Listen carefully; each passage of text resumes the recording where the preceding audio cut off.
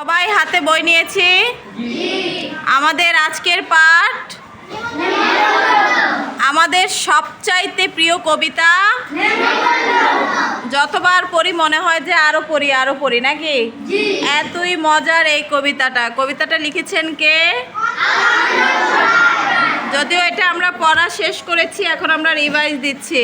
তো আমরা আবার কবিতাটা আজকে আবার পড়বো। আমি এক লাইন বলবো, তোমরা আরেক লাইন বলবা, তাই না?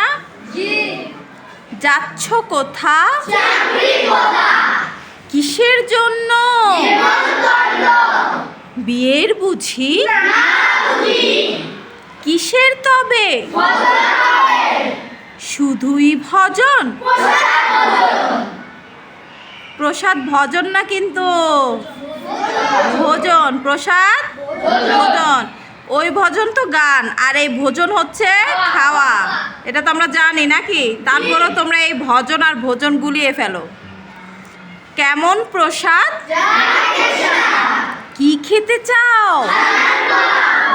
ইচ্ছে কি আর? আহ কি আয়েশ! এই কেবলই? বাহ কি ফলার! এবার থামো,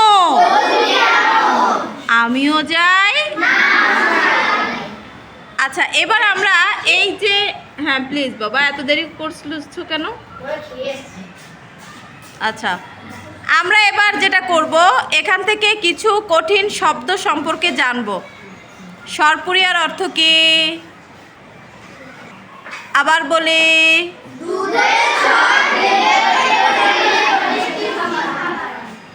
দুধের সর দিয়ে তৈরি এক ধরনের। তারপরে হচ্ছে সবরি কলার অর্থ কি? এক ধরনের কলার নাম। এরপরে ভজন, ভজন খাওয়া, আরাধনা মানে ওই ওদের একরকম একটা অনুষ্ঠান হয় আর কি। আসো, তারপরে হচ্ছে ভোজন খাওয়া। তোমরা এত লেট করে আসো কেন? 10 মিনিট অলরেডি হয়ে গেছে ক্লাস টাইম। ঠিক টাইমে আসার চেষ্টা করবা সোনারা। আচ্ছা, এই কবিতাটার মাধ্যমে আসলে কবি কি বোঝাতে চেয়েছে একজন বলতে হবে। মোট কথা মূল ভাবটা আমরা কিন্তু এর আগেও পড়েছি, দেখছো? তোমরা সব খেয়ে ফেলো। ফারিন, তুমি দাঁড়িয়ে দেখে দেখে বলো মূল ভাবটা। দাঁড়িয়ে, হ্যাঁ। ও তাই, আমি তো সেটাই জিজ্ঞেস করছি। বল। একজন লোক চাকরিকর্তা নামে একটি জায়গায় যাচ্ছে। প্রতিমধ্যে এক বন্ধুর সাথে দেখা। বন্ধু তাকে একের পর এক প্রশ্ন করছে আর সে উত্তর দিচ্ছে। একটু আস্তে আস্তে বোঝা গেল যে তার ভজন গান শোনার চেয়েও তার অনেক বেশি লোক ভজনে, অর্থাৎ ভালো ভালো খাবার খাওয়া। ইয়েস, আমি এটাই শুনতে চেয়েছি। চাইলেও সে তাকে নেয় না, কারণ বন্ধুর সাথে গেলে যদি তার খাবার কম হয়ে যায় এই ভয়ে। হ্যাঁ শিওর। আসল কথা হচ্ছে তার ভজনের চাইতে কোথায় ইন্টারেস্ট? ভোজনে। কবিতাটার মূল ভাবটা কিন্তু আসলে এইটাই, কারণ সেখানে ভালো ভালো খাবার পাওয়া যাবে। আর খাবারগুলোর নাম কি বলো দেখি?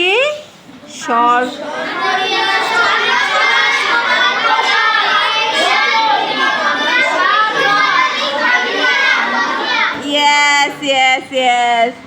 তো এইরকম খাবার কি আমাদেরও প্রিয় নাকি? জিনা বলছে কি? এই তুমি খাও না ভালো ভালো খাবার? অয়ন তো খাইতে খাইতে তো এমনিতে মোটো হয়ে গেছে। আম খাও না? আমার সবচাইতে প্রিয় ফল আমার লিচু। আর এছাড়া যত ফল বাজারে পাওয়া যায় কোনোটাই আমার প্রিয় না। এই যে কি যে আপেল, কমলা, মালটা আমি কিচ্ছু খাই না। মানে খাই না বলতে সামনে পড়লে খাই, কিন্তু ওই আকর্ষণ করে এই ফলগুলো আমার কখনোই খেতে ভালো লাগে না। আমার আম আর লিচু ভালো লাগে। হ্যাঁ, কিন্তু দুঃখের বিষয় হয়েছে আমার জন্ম হওয়া দরকার ছিল রাজশাহীতে। কারণ সেখানের আমগুলো ভালো, কিন্তু আমাদের এখানে আমরা ওই ভালো আমটা পাই না। আবার আমাদের গাছের গুলো টক হয়, ওই দেশের আমের মতো হয় না। হ্যাঁ, আচ্ছা, এরপরে আমরা আবার শব্দের অর্থে ফিরে যাই। ভজন অর্থ, হ্যাঁ, এই সামনে কথা হচ্ছে। ভজন অর্থ প্রসাদ, ভোজন, সরপুরিয়া, আয়েশ, রাবড়ি, একই। তাও মনে হয় দুধের তৈরি মিষ্টান্নই হবে। একটু দেখে নাও, বইয়ের পিছনে আছে, দেখে নাও।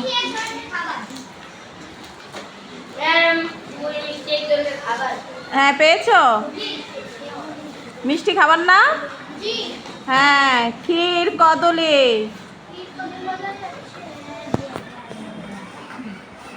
দেখছো, এই পড়াগুলো কিন্তু আমরা রিভিশন দিচ্ছি, অথচ তোমরা এখনই ভুলে গেছো। যাই হোক, তাহলে আমরা এখন শব্দের অর্থগুলো সবাই মিলে পড়বো।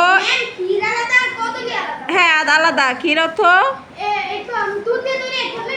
আর কদলি অর্থ কলা, কদলি অর্থ কলা।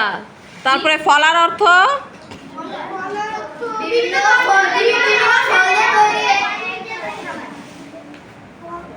শিওর? এটা আমিও জানি না। ফলার অর্থ দেখো তো একটু।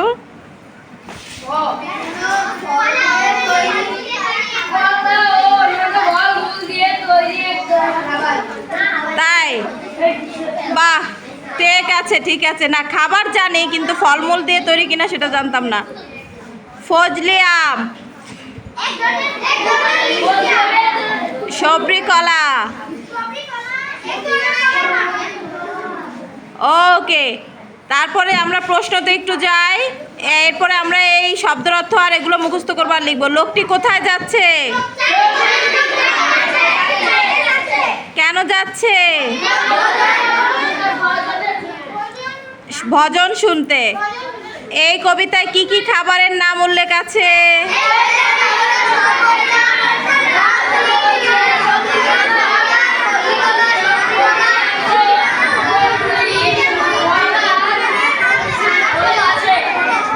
কোন খাবার সে আয়েশ করে খেতে চায়?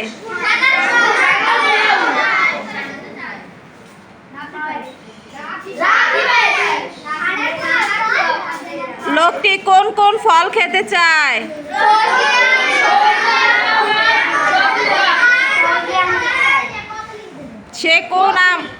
সে কোন আম খেতে চাইছে?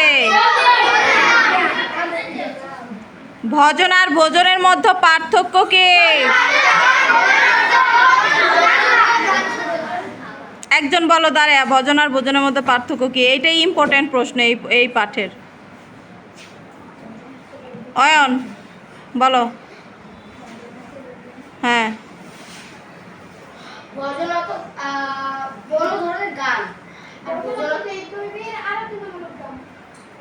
হ্যাঁ, ফারিন বলো।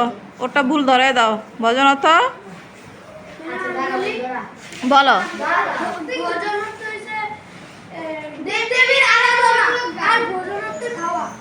এই তো, গুড। Sit down. শিখে নিয়েছো?